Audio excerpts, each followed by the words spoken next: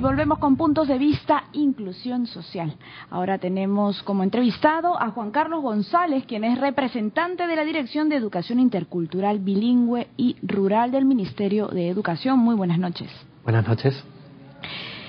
Estaba leyendo que la implementación política inclusiva del Ministerio de Educación sigue dando frutos, y muy buenos frutos.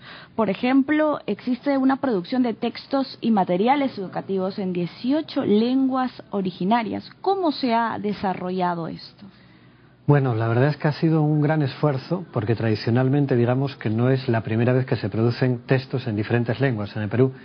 Pero normalmente la tradición era más bien producir textos en castellano que se podían luego traducir a diferentes lenguas originarias, ¿no? Pero ahora lo que se ha hecho el esfuerzo más bien es buscar que los textos recojan la mirada de las diferentes culturas. Entonces lo que se ha hecho es un proceso en el que se ha buscado en las diferentes regiones que los especialistas responsables de elaborar los textos sean también miembros de los pueblos indígenas, ¿no? Y que recojan desde su propia mirada, desde su propia cultura, cuál sería el tratamiento de los contenidos que se abordan en la escuela. Y entonces es jugar un poco con que tanto respondan a la cultura como a la lengua de los estudiantes que van a aprenderla. Y definitivamente se mejora la calidad educativa, esto está comprobado.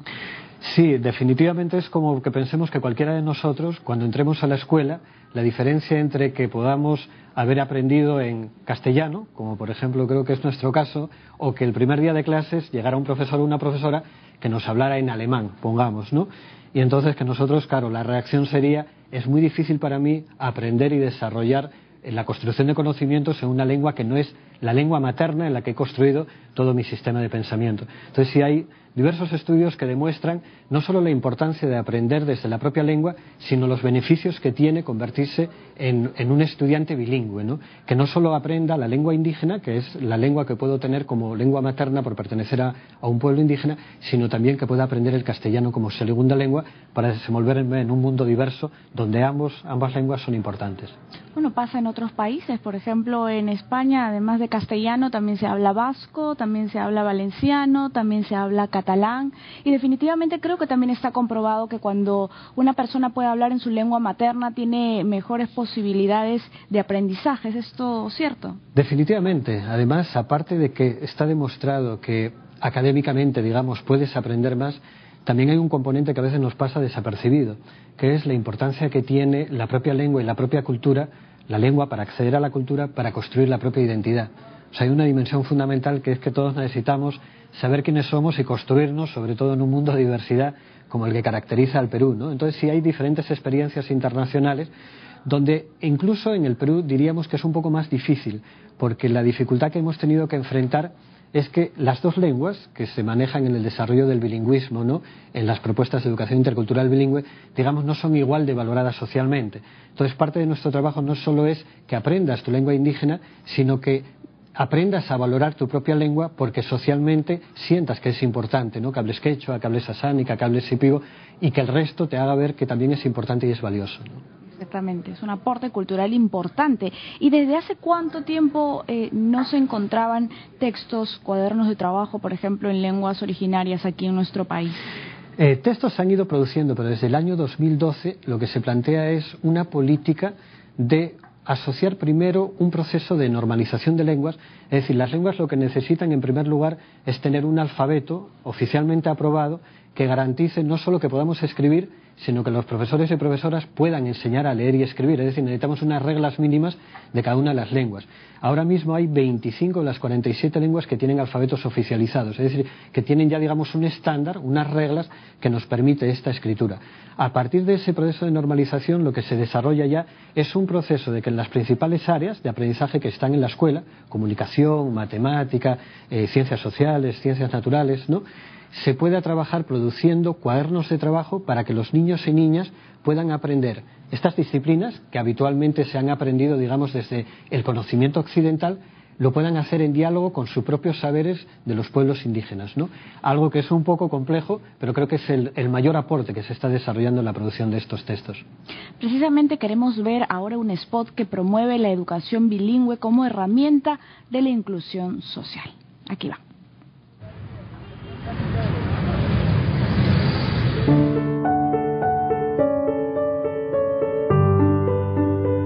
Buenas Mamacha, Imaidalem, al ancho. Al ancho. Al ancho. Al ancho. No lo que he hecho. Son tak aku yang mungkin dah kontan lagi. Dah kan tadi. Mamacha, alin puncha kachong, Imaidalem. Machu, yana parwai mamai, machu yana parwang kimang. Ikon raga. Agora sipi bugi nang nori tempo. Ikon raga. No, no. Ikon raga. Anu kaya dia? Kamu weh? Nato yo. Lelo.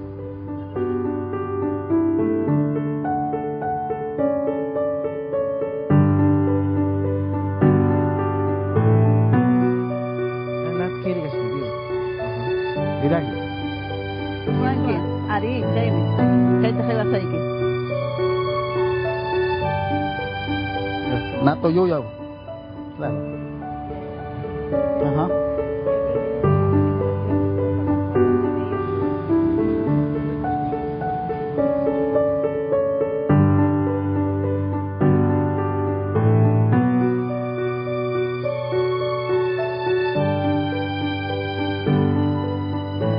Qué orgullo es sentir nuestro verdadero idioma. Sí, pues, Para mí es un orgullo. Muchas gracias por tu tiempo, ¿ya? Ikon raga. Gracias.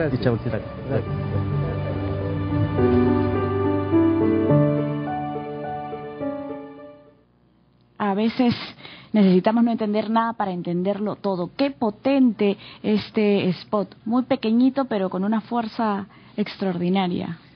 Sí, además es gracioso la anécdota que a los actores que hemos podido ver en este spot realmente son los responsables del trabajo de la producción de estos materiales educativos, concretamente a Ricardo González, que es el coordinador del Ministerio de Educación y Trabajo, es uno de los actores. Pero sí es verdad que hay un componente que nosotros consideramos muy importante, que es la movilización por la IB. Es decir, sentir que el tema de que podamos brindar una educación de calidad a los niños y niñas de pueblos indígenas no es una temática que interesa solo a los pueblos indígenas, sino es una temática y una prioridad para toda la sociedad peruana, ¿no? Y que el construir juntos un proyecto colectivo demanda que todos aprendamos en esa relación con el otro a conocer y valorar lo que nos aporta la cultura del otro. La EIB es la Educación Intercultural Bilingüe, ¿verdad? Exactamente. Y el programa Beca 18 me parece que también ha incursionado en este Sí, tema. en el programa Beca 18 hemos tenido la suerte de poder promover el estímulo a jóvenes que puedan formarse como futuros docentes EIB. Se está desarrollando un programa desde el año pasado, ¿no?, de becas donde hay varias universidades y pedagógicos que han permitido que a chicos y chicas de zonas focalizadas, de situaciones de extrema pobreza, tengan la oportunidad de acceder a esta formación y de volcar luego, digamos, devolviendo a sus propios pueblos, a sus comunidades, el trabajo como docentes, ¿no? Y es además la suerte que podemos comentar, es que es un programa de becas que se está ampliando, ¿no? Que hubo una primera convocatoria y que, bueno, se ha incrementado significativamente, ¿no?, el número de becarios, ¿no?, que pueden acceder a esta propuesta formativa. Ahora, ¿se ha identificado en qué zonas se necesitan docentes bilingües en nuestro país? Sí, bueno, ahí una de las mayores demandas que tiene el sistema educativo para implementar una propuesta de educación intercultural bilingüe es tener docentes que conozcan la lengua de sus estudiantes y conozcan la cultura de sus estudiantes. Desde el Ministerio se ha desarrollado un trabajo muy intenso para evaluar el conocimiento que tienen los docentes del manejo de las lenguas. Se ha evaluado a más de 30.000 docentes y lo que podemos destacar es que existe una necesidad de formar a 21.000 docentes ahora mismo para atender la demanda que existe, ¿no? Las zonas focalizadas donde existe mayor demanda son fundamentalmente las zonas de Loreto, donde hay la mayor diversidad, ¿no?, de lenguas en el país que se están hablando diferentes, ¿no?, mayor cantidad de pueblos distintos, ¿no? Luego también toda la zona de la Sierra de Huancavelica, de Ayacucho, de Apurímac, ¿no? En las zonas, además, en los entornos más alejados, en los entornos rurales, que tienen mayores, digamos, dificultades, ¿no? Hay un avance en el sentido de que ya hay toda una normativa que establece las condiciones en las que deben de ser contratados los docentes para que reúnan el perfil necesario para formar en las escuelas EIB. Exactamente. Ahora lo que nos falta es un poco incrementar todo el proceso formativo, no solo desde la formación de institutos y universidades, sino también desde la formación de los docentes que ya están en las aulas, ¿no?, para que podamos desarrollar esas capacidades tanto lingüísticas como el manejo de la cultura. Hace unos meses se publicó la ley, por ejemplo, de lenguas originarias en quechua, aymara, xáninca, guajún y en shipibo, que son las 5 lenguas originarias más habladas en nuestro país. La ley es la número 29735, que regula el uso, la preservación, el desarrollo, la recuperación, fomento y difusión de las lenguas originarias del Perú. Esto del Ministerio de Cultura, ¿qué relación tiene con el trabajo que está desarrollando el Ministerio de Educación? Bueno, por suerte creo que podemos decir hoy en día, no solo en el Ministerio de Educación, sino creo, en la anterior entrevista hablábamos, cada vez más, por suerte, estamos entendiendo que las políticas se tienen que desarrollar de forma intersectorial. Hay una relación muy estrecha entre el Ministerio de Cultura y el Ministerio de Educación. Un trabajo articulado. Un trabajo totalmente articulado en el que más bien el Ministerio de Educación lo que está aportando al desarrollo de la ley es el desarrollo educativo de las lenguas. Es decir, estas lenguas que están siendo normalizadas y oficializadas y revaloradas y potenciadas, nosotros estamos tratando de encargar de generar las condiciones para que educativamente puedan ser utilizadas en los procesos formativos, ¿no? Y se incorporen con todas las condiciones de plenitud en la escuela. ¿Y cuál es el objetivo estratégico para mejorar los aprendizajes que está desarrollando el Ministerio de Educación en cuanto a la educación bilingüe, como meta al 2016 o 2017? Bueno, para nosotros el objetivo fundamental de la planificación estratégica en la política, porque hay que decir que toda la política de inclusión general del Gobierno ha generado en el Ministerio de Educación una política específica dirigida a los pueblos indígenas y le está dirigido a que todos los niños y niñas que tienen como lengua distinta al castellano, quechua, aymara o las lenguas amazónicas, que puedan lograr los aprendizajes establecidos en el sistema educativo. Entonces nosotros lo que se ha hecho es una graduación en cuanto a qué condiciones se tienen que garantizar en la escuela para que esos niños y niñas puedan cumplir esos objetivos. Y hemos establecido como 3 condiciones básicas que tenemos que garantizar en la escuela para que el servicio sea de calidad y consigan esos logros de aprendizaje, que son el tener una propuesta pedagógica que ha sido publicada después de más de 30 años de experiencias de tratamiento de la educación intercultural bilingüe, una propuesta con la que los profesores pueden llegar a las aulas y tienen las orientaciones de cómo trabajar. Hay toda una propuesta de acompañamiento a institutos pedagógicos y a universidades para formar docentes en educación intercultural bilingüe y hay una propuesta de producción de material educativo que ayude a desarrollar la educación de manera pertinente a lo que necesitan esos niños y niñas. Esa propuesta, además, se ha establecido gradualmente en una proyección hasta el 2021 en una serie de escenarios. ¿La complejidad cuál es? Que en esos escenarios las diferentes lenguas y pueblos no están en las mismas condiciones. Es decir, en estos 3 aspectos fundamentales que queremos cubrir, hay quienes tienen, digamos, más avanzado el poder tener con docentes, poder tener también la implementación en las aulas de la propuesta y poder tener materiales educativos, como son las lenguas priorizadas, como son el quechua, el aymara, el aguajún, asánica, shipibo y sawi, que son, como bien dices, las más habladas, pero luego también tenemos que cubrir en 4 escenarios de la diversidad de situaciones el extremo contrario también, que son aquellas lenguas donde no tienen los docentes, aunque son muy pocos en algunos casos, ni tampoco tienen materiales educativos, ni tampoco tienen todavía las lenguas normalizadas. Entonces la idea es jugar con una política que buscando la igualdad de oportunidades para todos, también plantea un criterio de equidad. Entonces en esa situación se está tratando de equilibrar cómo poder responder a las necesidades de esta diversidad de situaciones. Conservar las lenguas vivas de nuestro país. Esa es la gran demanda y también explica este debate en el sentido de si los niños y niñas deben aprender a leer y escribir su lengua. Y finalmente hay que tener en cuenta que en la sociedad peruana hay 37 lenguas que han existido y que han desaparecido.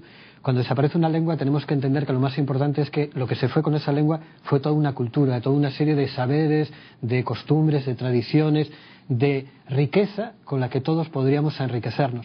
Entonces para nosotros es fundamental precisamente preservar las lenguas porque es el medio de que a partir de garantizar su lectura y su escritura podamos garantizar al mismo tiempo que se puedan transmitir de generación en generación y que ese sea un acervo no solo para los niños y niñas y para los integrantes de los pueblos indígenas sino para toda la sociedad peruana que podamos enriquecernos. Y los niños y niñas y jóvenes que estudian o que tienen acceso a los colegios bilingües, ¿han entendido también la importancia de este bilingüismo? Yo creo que la importancia sí la sientes en el momento que la experimentas.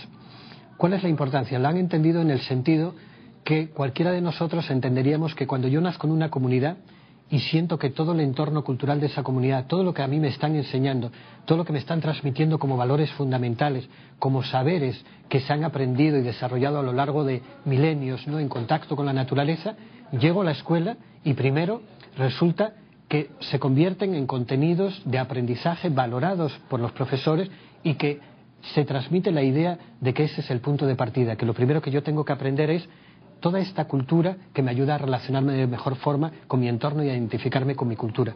Pero al mismo tiempo, cuando yo estoy en un proceso formativo donde me enseñan en mi propia lengua, siento la facilidad para construir mis pensamientos en aquella lengua en la que he pensado siempre como lengua materna, ¿no? Y entonces me va a ayudar a construir un conocimiento.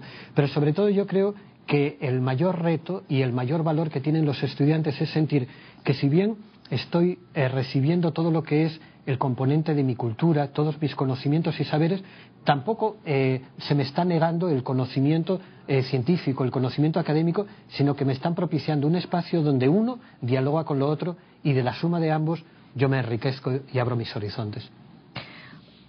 ¿Cuántos colegios o cuántos estudiantes acuden a estos colegios de educación intercultural bilingüe? Esa es una buena pregunta porque precisamente en esta gestión lo que se ha conseguido es tener un dato que antes no existía. Antes era muy difícil implementar toda esta política, por más que tuviéramos buenas intenciones, porque no se sabía cuántas instituciones educativas había y cuántos niños, niñas y adolescentes demandaban un servicio intercultural bilingüe.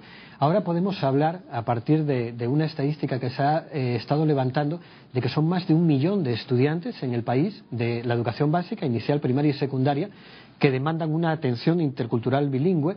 Una escuela intercultural bilingüe para nosotros es aquella que, cuando tiene más de la mitad de los estudiantes que tienen una lengua materna diferente al castellano o que pertenecen a un pueblo, ¿no?, indígena, automáticamente su derecho a una educación pertinente a su cultura lo convierte en una escuela intercultural bilingüe. Pero ese 1 millón de estudiantes están concentrados en el país aproximadamente en 20.000 escuelas. De esas 20.000 hay una diferencia entre lo que nosotros llamamos 16.000, un poco más de 16.000 escuelas de educación intercultural bilingüe, es decir, donde estos adolescentes tienen la lengua indígena como su lengua materna, como la primera lengua que han aprendido, y el castellano como segunda lengua, pero luego hay algo más de 3.000 escuelas, de esas 20.000, donde es la situación a la inversa. Es decir, donde yo puedo formar parte de un pueblo indígena, puedo ser sipibo, aguajún, pero yo he aprendido primero el castellano y más bien estoy aprendiendo como segunda lengua la lengua de mi pueblo. A esto le llamamos procesos de revitalización. Es decir, lo que se busca es que estos niños y niñas no tengan por qué perder su identidad y la riqueza de su lengua, claro, por haber aprendido primero castellano, sino que simplemente es un proceso distinto, ¿no? Claro, claro que sí. Muchísimas gracias por esta entrevista. Gran trabajo el de la educación intercultural bilingüe. Ahora mismo nos vamos a una pausa, pero regresamos con más en Puntos de Vista Inclusión Social. Me dicen que ya es momento de irnos, entonces volvemos mañana con una edición más de Puntos de Vista Inclusión Social, con más entrevistas y más informes especiales. Buenas noches.